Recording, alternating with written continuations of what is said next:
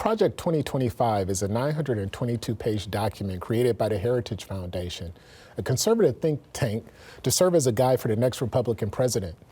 If Donald Trump defeats Kamala Harris in November, he's expected to use it to set the agenda for the United States moving forward, even though he says he knows nothing about the document, which was created by over 140 of his known associates. The proposal could have a devastating impact on the Department of Education, women's rights, the LGBTQI+ community, and the disadvantaged. Joining us to talk about the impact of Project 2025 are Dynasty Caesar, a community activist, and Melanie McCurtis, Deputy Director and Lead Organizer of the Metcalf Park Community Bridges. Thanks for joining us on Black Nouveau. I'm going to start with you, Dynasty. You have described Project 2025 as terrifying. What in the document is terrifying to you? Frankly, I think the entire document is terrifying. The way that it's crafted, a document that has 900 pages, is a document that's not approachable for most of our communities to take the time to read it, let alone really grasp the concepts that are within that document, particularly about reproductive rights for women, the over-policing of women's bodies and their ability to miscarry or have abortions.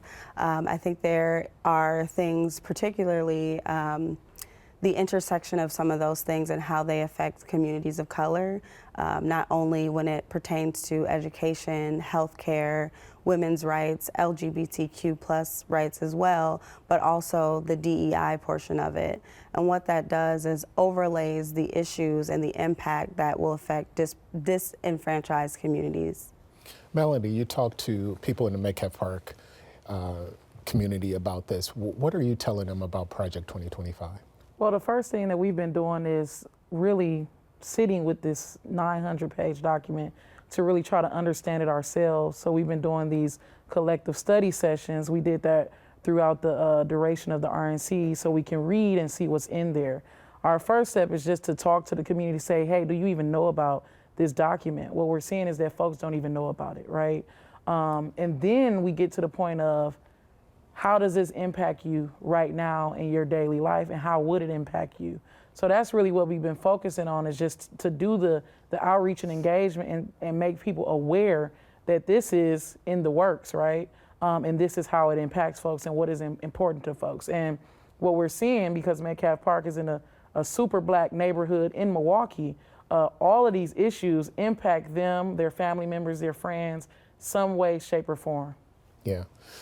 Dynasty, Project 2025 authors say under diversity, equity, and inclusion, every aspect of labor policy became a vehicle to advance race, sex, and other classification to discriminate against conservatives and religious viewpoints. How do you respond to that?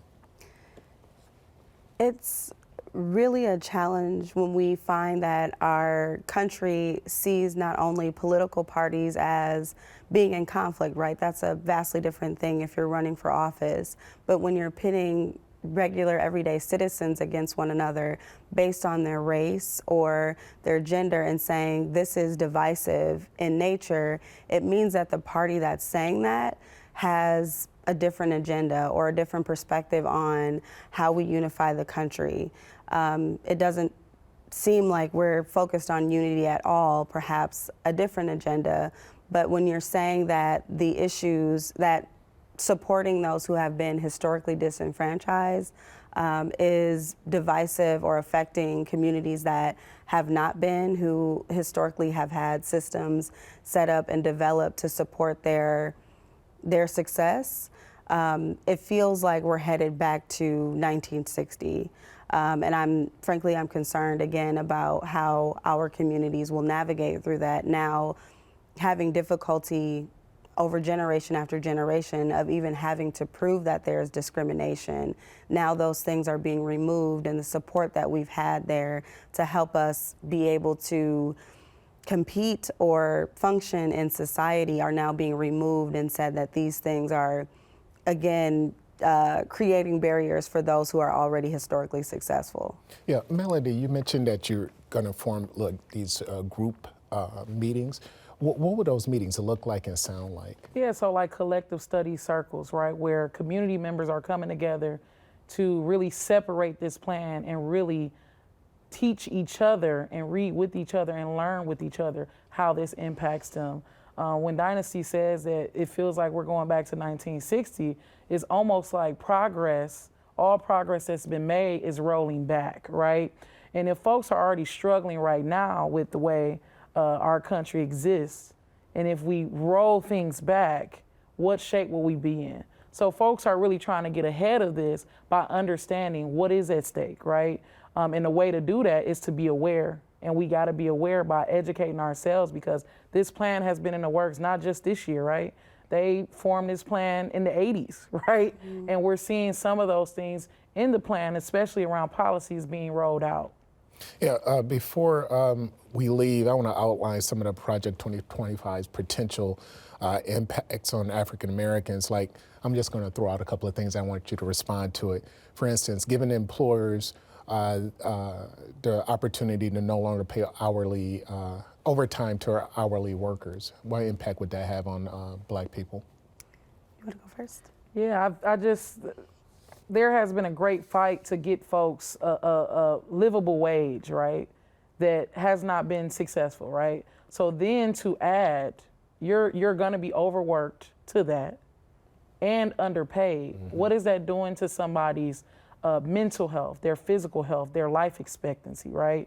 And when folks in my community are working these jobs that don't even pay a livable wage, to then have to work more hours and not be paid for that time, that's a detrimental blow to the entire family. What about this one? The end $35 insulin price cap instituted by President Joe Biden.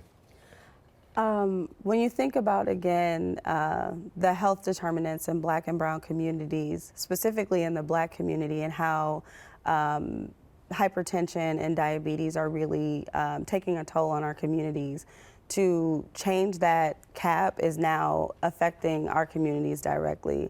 One thing that I neglected to mention about this plan is that we forget that Black and brown folks are not the only folks that experience poverty. And I would hope that white communities understand that your circumstances could change at any point. This plan is not to support just, this plan seemingly on the surface is easy to say that it would help white people be more successful, and that is true. But we also have to be mindful of, white people need to be mindful of their circumstances changing, right? Got it. Well, I appreciate you both being on, and this is a conversation we have to continue. Thank you. Thank you. Thank you for having us. Yeah.